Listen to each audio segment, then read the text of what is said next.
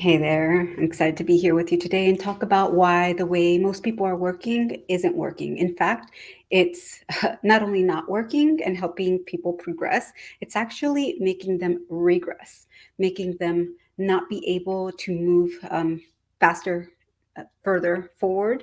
And it actually creates a ripple effect in which it doesn't just affect you, the individual, but it also affects those next to you, those above you, and those below you. What do I mean by that? Well, when you are working really, really hard, harder than you should, it makes it really hard for you to show up at your best. Why? You're not a robot. You are not a machine. You cannot just go, go, go and expect to be able to do, and perform at your highest level, at the level that you know you can perform. And at the expense of your own energy, your sanity, your family, which comes back to affect your productivity. Okay. So we live in this hustle culture where, for some reason, being busy, working hard is glamorized. It's not a badge of honor. Think about it. Somebody asks you, "Hey, how are you doing? How you been?" And you say, "Oh, I've just been busy." It's the first thing most people say. It's not cool. It's not, it shouldn't be in style. Does that make sense to you? It's really important that you get this and take a step back and ask yourself, why am I working so hard? One thing that people do when they're working so hard is they are avoiding a problem that has been difficult for them to fix. And so, what do? They dive into their work a lot more. It's a distraction, it's a place where they feel a greater sense of control because maybe that's where they shine, right? And it's an area where they feel like they have more autonomy, more decision making power, more strengths that they can apply to their career, to their job.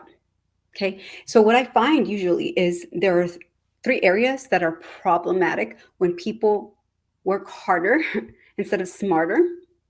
And I'm not just talking about using your time more wisely, I'm talking about using your energy more wisely. And with that, I'm not just talking about your physical energy, I'm talking about your mental energy. People tend to forget about that. Our body tells us, hey, something's going on. You're working me too hard. Slow down, or I'm going to crash. You don't want to wait until it gets to that point. Okay. But see, the thing is that people forget about the mental energy that is people are sucking from them, or that you're giving away to other people for whatever reason, right? You want to continue to be seen as the go-to person. You want to be seen as someone who is a team player, not someone who rocks the boat or says no, and then that affects the team or everybody around them. um, and this is really important because at the root of everything is how you manage your energy, how you think about things, how it makes you feel, and what it leads you to do or not do. So right now we're talking about working hard, harder than you should. And what I find is when that happens, it affects the team, it affects direct reports, it affects your own sense of accomplishment, because there gets a point where there is this thing called the law of diminishing returns, that at a certain point, if you continue to work harder, longer, your efforts aren't getting you any further, faster. In fact, you're going to just feel frustrated with yourself. Why can't I get it together? Susie Q is able to. Why can't I? You start to compare yourself. You beat yourself up, right? Without really thinking about all these other factors that are contributing to the challenges that you're experiencing, and how working hard is can be a sense of um, like identity that you um, give to work, right? Workaholism. A lot of times people dive into their work because they're good at it, and they can compartmentalize things that are happening in their head, things that are happening at home. Meanwhile, things that are happening in their head leads them to get sick, get on medication, need therapy, which, by the way, I'm a big proponent of therapy, obviously, because I'm a psychologist. So you don't want to just go to it when you have a problem. Prevention is less costly than intervention. Okay, so we want to be able to prevent problems from coming up in the first place. What are the three main problems that I see among people that work really, really hard, where they're burning themselves to the ground? They have little left inside of them to give to the people that they care about most. They're unable to be present with their family. They're unable to make time to make their own doctor's appointments that are past overdue, way overdue. Okay. And they also tend to get more irritable more easily. So if somebody comes in and says, "Hey, I have a quick question," or can you do me a quick favor, or "Do you have a minute?" It's like, you just want to scream, right? Have you ever felt this way? It's not normal. It doesn't have to be that way. And then I hear people saying, "You know what? I think the answer is if I just step back. Let me give up this leadership position that I have because it's driving me insane. It's literally sucking the life out of me. I'm not able to be there for my family, which, by the way, everything that I do comes back to wanting to provide for them a better life than maybe you had. I know for me, being a first generation success, the first one in my family to even go to high school and then be here with a PhD, right? I had to struggle quite a bit with getting out of this hard work ethic that my parents ingrained in me as immigrants who came to this country wanting to have a better life, and they had to work really, really hard. And it took me a long time to break out of that, to realize that I get paid not for how hard I work, but how well I think, and how the way I think shows up in the world and makes a change. That's what we want. I want you to get to that point because you're pretty accomplished.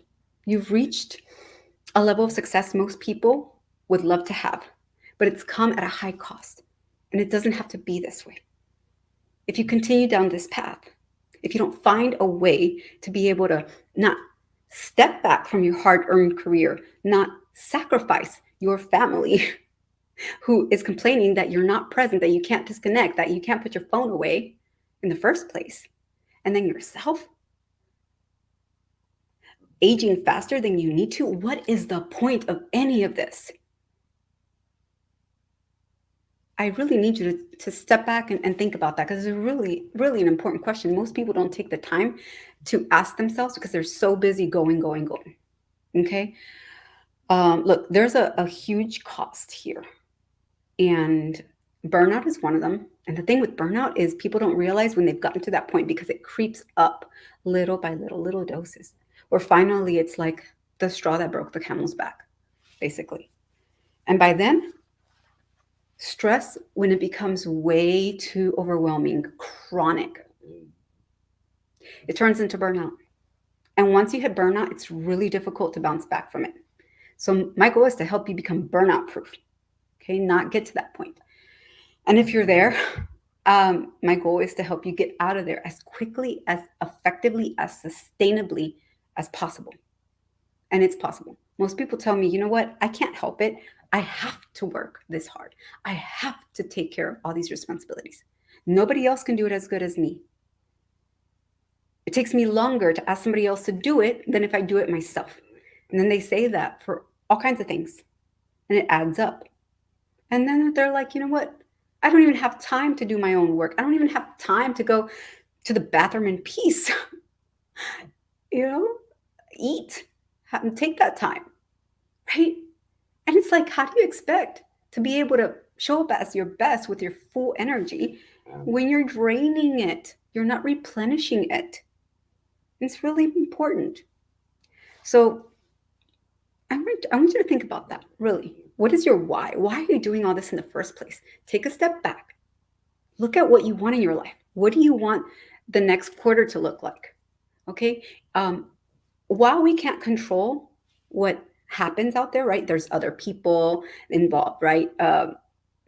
There's only so much you can do with what's going on outside of you.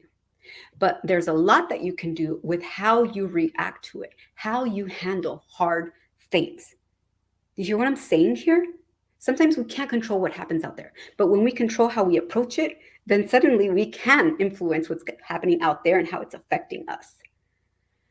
I will create another video on this because it's a topic in and of itself. But Look, it's possible to change this. It doesn't have to be as hard as it has been for you.